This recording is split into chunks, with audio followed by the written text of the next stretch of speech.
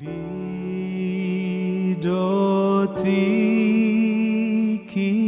naho dijoloni habangsani. Salam sejahtera buat kita sekalian, saudara-saudari yang terkasih dalam nama Tuhan Yesus Kristus. Kembali lagi kita bersekutu dalam firman Tuhan yang dilayangkan oleh HKBP Distrik 25 Jambi.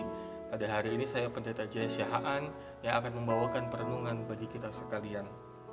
Renungan kita didasarkan dari 1 Yohanes yang pertama ayat kedua. Saya akan bacakan buat kita sekalian. Hidup itu telah dinyatakan dan kami telah melihatnya, dan sekarang kami bersaksi dan memberitakan kepada kamu tentang hidup kekal yang ada bersama-sama dengan Bapa dan yang telah dinyatakan kepada kami. Demikian firman Tuhan. Saudara-saudari, hidup dan kehidupan yang kekal merupakan topik yang menarik untuk dibahas. Banyak orang yang berusaha memikirkan atau menerka-nerka seperti apa sebenarnya hidup itu dan seperti apa sebenarnya kehidupan yang kekal itu. Nah, firman Tuhan kali ini yang dituliskan oleh Yohanes menjawab setiap dari pertanyaan-pertanyaan tadi. Ada dua fokus kita. Yang pertama tentang hidup dan kehidupan yang kekal. Yang pertama, hidup. Seperti apa sih hidup itu? Seperti apa bentuk dari kehidupan itu? Kalau kita berpikir, mungkin secara sederhana kita bisa menjawab, hidup itu adalah bernafas, hidup itu adalah bekerja, atau hidup itu beraktivitas. Nah, tentu itu bukan hal yang salah. Namun maksud dari Yohanes tentang hidup itu lebih dari yang kita bayangkan tadi. Apa yang dituliskan Yohanes tentang hidup itu merupakan respon dari yang sudah dia dengarkan lewat perkataan Kristus. Ingatkah kita dengan perkataan Kristus yang mengatakan, "Akulah jalan, kebenaran, dan hidup"? Ini merupakan respon dari apa yang sudah didengarkan Yohanes. Hidup itu telah menjadi dirinya, telah menjadi miliknya, karena dia percaya dengan apa yang telah disampaikan oleh Yesus Kristus.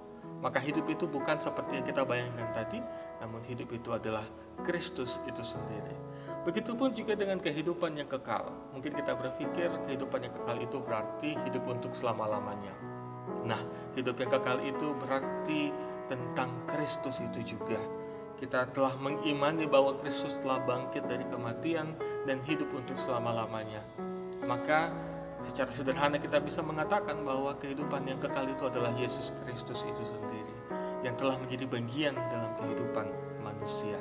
Meskipun kita telah lihat tadi, kita telah dengarkan bahwa Yohanes mengatakan kami telah melihatnya dan sekarang kami bersaksi. Bukan berarti hidup dan kehidupan yang kekal itu hanya milik para rasul. Hidup dan kehidupan yang kekal itu adalah milik kita juga. Apa yang menentukan? Nah, tergantung kepada kemana kita mengorientasikan hidup ini. Apakah kepada Kristus atau kepada dunia ini? Ketika para rasul menyadari hidup mereka itu harus berorientasi kepada Kristus, maka dia mengarahkan hidupnya kepada Kristus dan hidup dan kehidupan yang kekal itu menjadi miliknya. Itu pun kita pun juga seperti itu.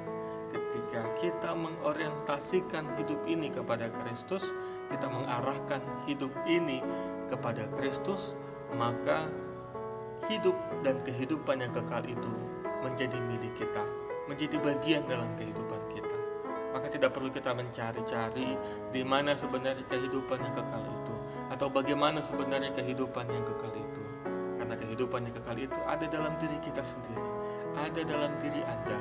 Ketika kita mengarahkan hidup itu, hidup kita kepada Kristus, mengorientasikan hidup kita kepada Kristus, bukan kepada dunia, maka kita menjadi bagian dalam hidup dan kehidupan yang kekal itu. Amin.